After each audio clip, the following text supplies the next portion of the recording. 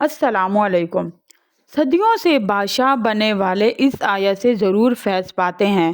صدیوں سے جو بادشاہ بنتے ہیں، جو فقیر سے شہنشاہ بن جاتے ہیں، اس آیت میں رزق ہے، اس آیت میں دراز عمر ہے، اس آیت میں نہ ختم ہونے والا ایسا نظام ہے کہ اس آیت پر یقین کرنے والا، اس آیت کو پڑھنے والا، اس آیت کو اپنی زندگی کے معاملات میں شامل کرنے والا منگتا نہیں ہو سکتا۔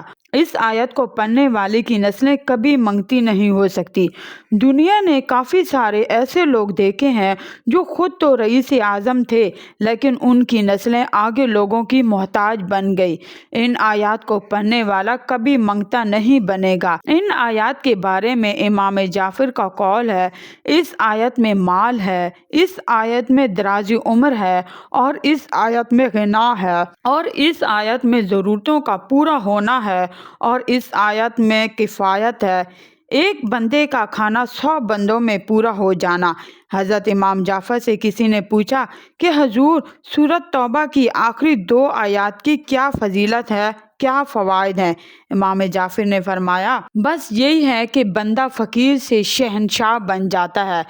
سورۃ توبہ کی آخری 2 آیات ہمیں یاد کر لینے چاہیے اور ان کو اپنی زندگی میں شامل کر لینا چاہیے۔ اللہ پاک آپ کو اور ہمیں دین کی صحیح سمجھ عطا فرمائے۔ مجھے اپنی خاص دعاؤں میں یاد رکھیے گا۔